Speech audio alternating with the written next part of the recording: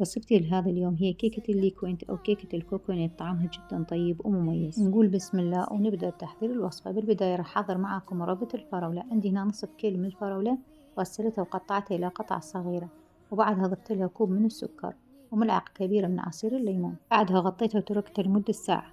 بعد مرور ساعة لاحظوا على السوائل اللي نزلت من الفراولة، هاي تكون جدا كافية حتى تجهز به المربى، ما راح أضيف لها المي. ومن تلاحظون هاي الرغوة صارت على وجه المربى ضروري ترفعونها.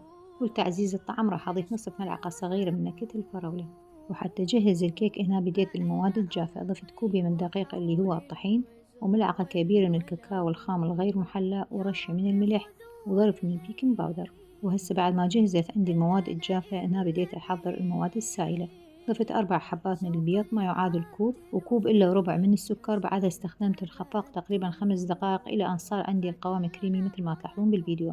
ضفت هنا نصف ملعقة صغيرة من نكهة الفراولة، ونصف كوب من الزيت، وكوب من الحليب السائل. هنا رجعت استخدمت الخفاق مرة ثانية حتى تتجانس المكونات مع بعض. وهاي الخطوة ضروري تسوونها بنات، تنخلون الطحين مرة ثانية حتى تصير عندكم الكيكة هشة وخفيفة ومرتفعة أكثر. هسه هنا راح أغير خليط الكيك وأضيف له ملعقة كبيرة من ملون الطعام اللون الأحمر، وبعدها راح أدهن البايركس بالزيت وأضيف له ورق الزبدة وأدخله على فرن محمى مسبقا على درجة حرارة 170 على الرف الوسط. أخذت من عندي وقت تقريبا 50 دقيقة وجهزت عندي الكيكة.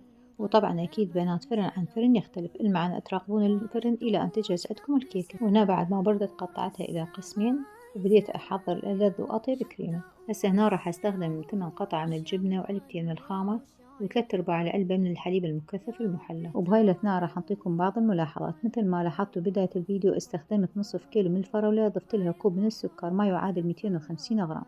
المعنى إذا استخدمتوا كيلو من الفراولة تضيفون 500 غرام من السكر. وإذا ما حبيتوا تسوون الفراولة البيت تقدرون تشترونها جاهزة. هسه هنا بديت أحضر الكريمة. ضفت كوب ونصف من الحليب السائل، وبعدها ضفت كوب ونصف من كريمة الشانتي. والملاحظة الثانية، إذا ما كان متوفر عندكم الحليب السائل تقدرون تضيفون كوب من المي و2 ملعقة كبيرة من الحليب البودرة. اللي مخلي وصفتنا لهذا اليوم مميزة هي إضافة الجبن والخام للكريمة، ونطيها طعم جدا طيب ومميز. جربت هذه الوصفة والكل بالبيت حبها، وحبيت أشاركها معاكم حتى تسوونها برمضان. هسه هنا بديت أحضر الكيك. بعد ما نزلت نصف كمية الكريمة نزلت طبقة من طبقات الكيك، وبعدها راح أضيف مربى الفراولة اللي جهزتها وياكم وأنزل الجزء الثاني من الكيك.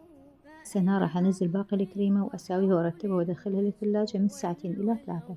وآخر ملاحظة لبناتي وخواتي، لا تنسون ذكر الله سبحانه وتعالى والصلاة على النبي. وهسه بعد ما جهزت عندي كيكة الكوكونيت راح أضيف لها جوز الهند وأدخلها الثلاجة من 2 إلى 3، وبعدها نقدمها بألف صحة وعافية. وهاي نهاية الوصفة، جربوها بنات أكيد راح تحبونها. في أمان الله.